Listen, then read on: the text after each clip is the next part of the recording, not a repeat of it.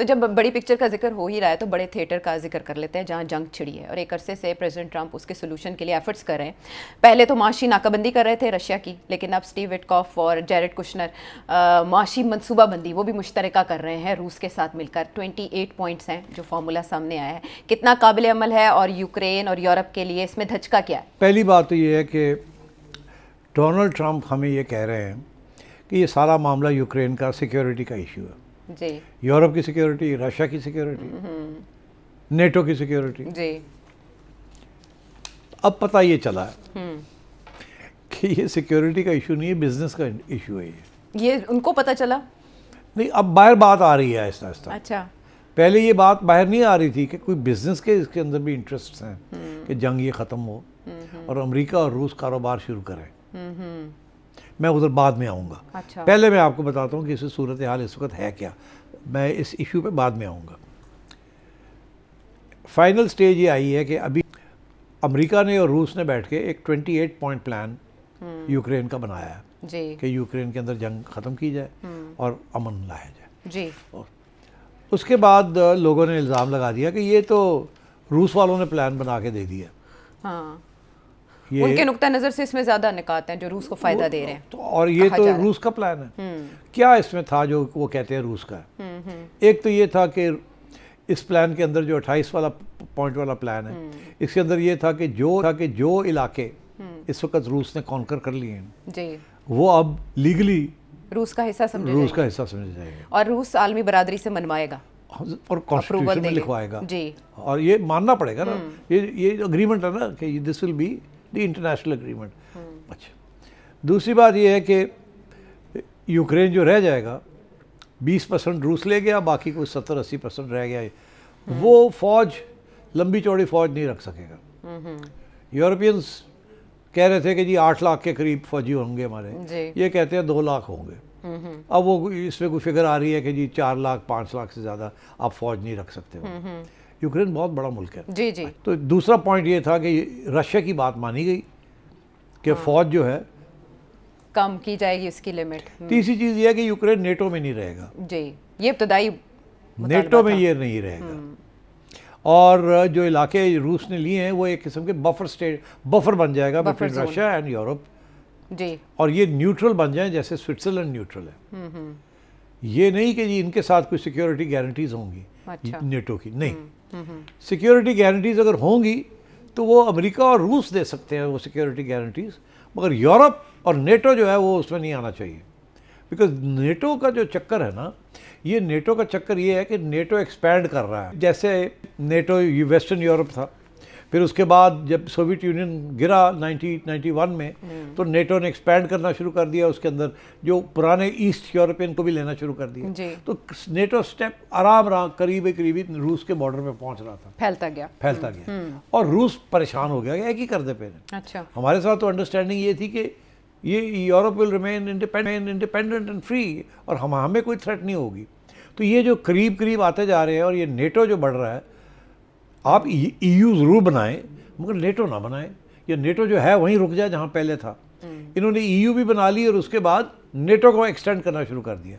तो रूस के लिए इसे एग्जिस्टेंशियल थ्रेट कहते हैं। वो उन्हें खतरा लग गया कि यार ये तो साढ़े पहुँच जाएंगे होते तो यूरोपियंस। और पूरी एक तारीख है जर्मन रशिया से लड़ाई झगड़े की एंड सो ऑन।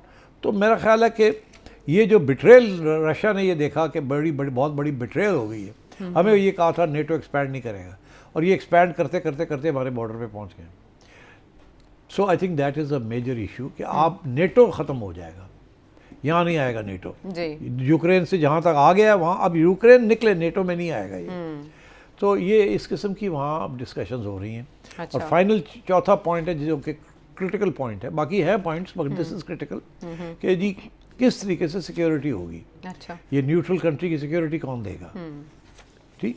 और वो जिसमें वो अमेरिका कहता है हम देंगे, रूस कहता है ठीक है अमेरिका और रूस मिल के कोई बना लेते हैं कि आप ये नहीं करेंगे हम ये नहीं करेंगे, मगर यूरोप नहीं आएगा। वो इसलिए क्योंकि यूरोप के 2 इश्यूज हैं। एक तो यूरोप कहता है कि नेटो की फंडिंग अमेरिका करे, उन्हें आदत पड़ गई है यार जी। सेकेंड वर्ल्ड वॉर के बाद उन्होंने सारा के सारा बोझ जो अमेरिका पे डाल दिया था क्योंकि वो उस वक्त कोल्ड वॉर चल रही थी। 91 के बाद कोल्ड वॉर ख़त्म हो गई, इन्होंने फिर भी नेटो को रखा और एक्सपैंड करना शुरू कर दिया जी। So I think the Russians don't like the Europeans, Europeans don't like the Russians. Donald Trump कूद गया बीच में, वो अब बिजनेस करना चाहता है रूस के साथ। उसको ये कहा गया है, उसकी जो स्ट्रेटजी बनाने वाले हैं आयशा, अच्छा, उन्होंने ये कहा कि देखें हम यूरोप में क्या कर रहे हैं, पैसे हम दे रहे हैं जी। उनकी डिफेंस के लिए, हमें तो रूस से कोई खतरा नहीं है। अगर हमारा कोई खतरा आगे आ रहा है तो वो चाइना है, चाइना से आ रहा है। चाइना है, हाँ ठीक है, हाँ तो अब रूस is not even the third great power. मतलब है कि America is a great power, Europe is as a union is a great power, उधर Russia and China and India and Brazil एंड ये सब they are all rising up. तो वो कह रहे हैं कि the threat is too from China, Taiwan, South China Sea, Japan, Australia, Chinese expansion, Chinese trade routes. ठीक ठीक। तो उनको ये कहा जा रहा है कि आप पिवट करें, अंग्रेजी का लफ्ज़ इस्तेमाल कर रहे हैं pivot, pivot away from Europe and move towards China. Resources, बैटलशिप्स, armaments, सारा का सारा जो है ना अपना फोकस आप साउथ चाइना सी लेके जाए, दैट इज द कंपटीशन। आगे जो आ रहा है वो चाइना के साथ आ रहा है, Russia is neither here nor there. तो आप रशिया के साथ लड़ाई करके हमें भी फंसाया हुआ है, आप भी फंसे हुए हो और डिफेंस एक्सपेंडिचर्स बढ़ाने पड़ेंगे तुम्हें और हमें भी रखना चाहते हो जी। और रशिया जिस मूड में है वो उनके लिए एग्जिस्टेंशियल थ्रेट है। हाँ। तो वो कल को लड़ाई झगड़े फिर शुरू हो जाएंगे और आप हमें फंसा देंगे वहाँ। So this is what is going on. उसके बाद जब ये शोर पड़ा कि ये तो सारा रशियन और अमेरिकनों ने मिलकर ये काम किया, तो शोर पड़ा उनका रिवाइज करो। अच्छा। अब इन्होंने रिवाइज करके फिर एक 19 पॉइंट प्लान बनाया है और उसके अंदर भी अब यूरोपियंस उल्टे हो गए। उन्होंने वही काम किया जो रूसियों ने मिलकर अमेरिका के साथ किया था। उन्होंने एक ऐसा प्लान बना के 19 पॉइंट दे दिया जिसमें ये सारी चीज़ें उलट गई हैं और यूरोप के हक में हो गई हैं और यूक्रेन के हक में हो गई हैं जी। अब वो रूस कहता है जाओ जन्म में जाओ, नहीं एक्सेप्ट करते। तो जो पहले रूस और अमेरिका थे वो यूरोप ने और यूक्रेन ने रिजेक्ट कर दिया। अब जो यूरोप और यूक्रेन ने जो कंडीशंस लगाई हैं रिवाइज, वो फारग हो गए उधर। तो अब डोनाल्ड ट्रंप सडनली एक नई बात आ गई, इस स्टेज पे एक नई बात आई है, ये डेडलॉक हो गया है, समझ नहीं आ रही अब कहाँ जाएंगे। और यूरोपियंस में स्पेशली जर्मन्स एंड ब्रिटिश वो कह रहे हैं हम आर्मामेंट इंडस्ट्री को पैसे देंगे, हम लड़ेंगे और हम डिफेंस एक्सपेंडिचर बढ़ाएंगे। और वो रोक रहे हैं अमेरिका को कि इधर ना छोड़े उधर ना जाए। अमेरिका तैयार बैठा है। इन द मीन वाइल खुफिया मुलाकातें शुरू हो गई हैं बिटवीन डोनाल्ड ट्रंप के बिजनेस एसोसिएट्स एंड पुतिन के बिजनेस एसोसिएट्स, और वो डिस्कस कर रहे हैं कि अगर ये अमन आता है तो रूस और अमेरिका मिल के कैसे तिजारत करेंगे, जिसमें दोनों का बहुत ज़्यादा फ़ायदा है, specially on oil and gas and energy and minerals. ये बातें शुरू हो गई हैं कि अमेरिका रूस के अंदर इन्वेस्टमेंट करेगा, अमेरिकन जाके रूस के अंदर इन्वेस्टमेंट करेंगे उस तरीके के साथ आशा जैसे ये चाइना में जाके पहले करते थे जी, और उधर से हट के इधर जाएंगे। तो पुतिन का भी इसमें इंटरेस्ट है।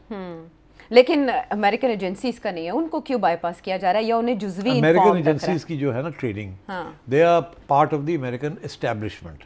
तो अमेरिका में भी एस्टैब्लिशमेंट है ना, तो अब क्या होगा? तो अब ये है कि डोनाल्ड ट्रंप ने सबको नाराज किया हुआ है, मगर और डोनाल्ड ट्रंप प्रेसिडेंट है और वहाँ प्रेसिडेंट की बड़ी इज्जत है और पावर है उसके पास, he is the commander of the armed forces जी। और उसने हर स्टेज पे दिखाया है कि मैं अपना पावर इस्तेमाल करने के लिए तैयार हूँ। तो आई थिंक वो उसने बंदे भी ऐसे नए लगा दिए हेड ऑफ दीज एजेंसीज जो उसके चुने लोग हैं। FBI के अंदर ऐसा बंदा लगा दिया, CIA, all the rest of it. So I think now we are headed into a very interesting frame. Europeans को समझ आ गई है कि रूस जो है और अमेरिका जो है ये तो पीछे मिल गए हैं और रूस के अपने इंटरेस्ट हैं कि आए इन्वेस्टमेंट आए रूस के अंदर, उनको भी इन्वेस्टमेंट की ज़रूरत है ना। यहाँ तक कि रूस के कोई 700-600 पता नहीं कितने बिलियन डॉलर्स जो हैं वो फंसे हुए हैं, यूरोप ने फ्रीज किए हैं, उसको भी इस्तेमाल करना है। और ये फैसला ये हो रहा है कि उन्होंने भी कटो थोड़े सी इन्वेस्टमेंट करते हैं उसको। रूस कहता है साड़ा फायदा हो जाएगा, तो उसी साढ़े पैसे अनफ्रीज करो, हम तुम्हारे अंदर आके इन्वेस्टमेंट करते हैं, जॉइंट प्रोजेक्ट्स करते हैं। तो यार वहाँ तो इस किस्म की बड़ी गेम हो रही है। तो आप देखिएगा कि ये Europe, Ukraine, Russia, America, China, ये अब आगे अगले साल 2 साल 3 साल यही चलेगा। और अमेरिका, रशिया और चाइना की कोशिश होगी किसी न किसी तरीके के साथ ये जंग को ख़त्म किया जाए। और मेरा ख्याल है कि ज़ेलेंस्की इज़ अ प्रॉब्लम और आई फेयर फॉर हिम, बस इससे ज़्यादा मैं, क्योंकि अगर उस रुकावट रहा तो वो आप वाइट हाउस में जो उसकी बेइज्जती की थी डोनाल्ड ट्रंप ने, उसको आप भूल जाएंगे। तो बरतानिया, जर्मनी और फ्रांस में भी जो गैर मकबूल हुकूमतें हैं उनके चेंज के बाद भी मामला चेंज हो सकते हैं। बिल्कुल हो सकते हैं, वहाँ भी राइट विंग गवर्नमेंट्स आ रही है, उनके पता नहीं किस किस्म के मौक़िफ़ है इन चीज़ों के। सो बड़ी इंटरेस्टिंग सिचुएशन है और हम देख रहे हैं कि यूक्रेन वॉर की सूरत में एक पेंडुलम है जो कभी इधर जाता है और कभी उधर जाता है और अभी तक उसका कंक्लूजन निकल नहीं पा रहा। लेकिन हम इतना समझ पाए हैं कि रशिया या Russian president, American president Donald Trump के मूड को बहुत अच्छी तरह जानते हैं कि वो बिजनेस ओरिएंटेड हैं और डील के माहिर हैं। तो कोई डील हासिल वो कर पाएंगे या नहीं, इसी सवाल के साथ आपको भी छोड़े जाते हैं। आपके जहनों में हो कोई सवाल तो इस नंबर पर भेजें जो आपके सामने। अगले प्रोग्राम तक के लिए इजाजत दें।